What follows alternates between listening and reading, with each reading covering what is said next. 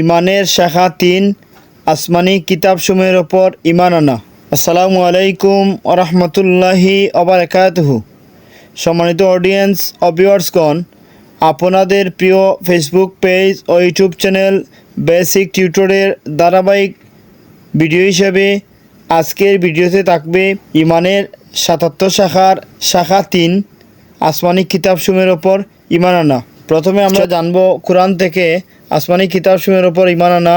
দ্বিতীয়ত হাদিস থেকে জানব আসমানি কিতাবসমূহের ওপর ইমান আনা। চলুন শুরু করি। ইমানের শাখা ৩, আসমানি কিতাবসমূহের ওপর ইমান আনা। ইমানের দ্বিতীয়, তৃতীয় ও চতুর্থ শাখা হচ্ছে ফেরেশতা, আল্লাহ প্রদত্ত কিতাবসমূহ এবং নবী রাসূলগণের উপর ইমান আনা।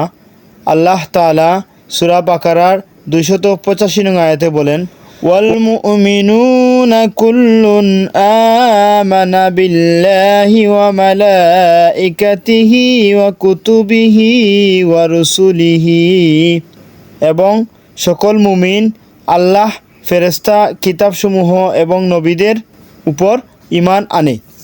এখন আমরা জানব ইমানের শাখা ৩, আসমানি কিতাবসমূহের ওপর ইমান আনা।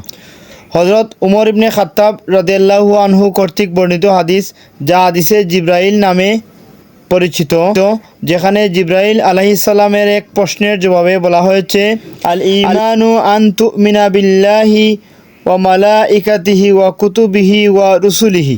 ঈমান হচ্ছে আল্লাহ, ফেরেশতা, তার কিতাবসমূহ ও রাসূলগণের উপর ঈমান আনয়ন। কিতাবসমূহের উপর ঈমান আনার সাথে সাথে আল কোরআনের উপর ঈমান আনাকে বিশেষভাবে গুরুত্ব দেওয়া হয়েছে।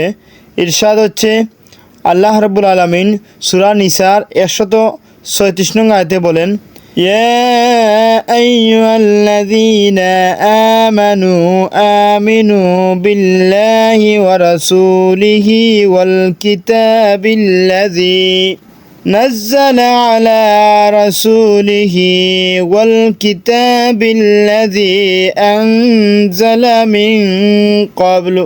হে ইমানদারগণ, তোমরা আল্লাহ ও তার রাসূলগণের প্রতি ঈমান আনো এবং সেই কিতাবের অর্থাৎ কোরআনের প্রতিও, যা তার রাসূলের উপর নাজিল করেছেন, সেই সাথে আগে যেসব কিতাব নাজিল হয়েছিল সেগুলোর প্রতিও। সম্মানিত অডিয়েন্স ও ভিউয়ার্সগণ, আমরা পবিত্র কোরআন মাজিদ ও পবিত্র হাদিসের আলোকে জানলাম আসমানি কিতাবসমূহের উপর ঈমান আনা। পবিত্র কোরআন ও হাদিসের আলোকে আল্লাহ রাব্বুল আলামিন আমাদেরকে আসমানি কিতাবসমূহের উপর পূর্ণাঙ্গ ঈমান রাখার তৌফিক দান করুন। আমিন ইয়া রাব্বাল আলামিন। আসসালামু আলাইকুম ওয়া রাহমাতুল্লাহি ওয়া বারাকাতুহু।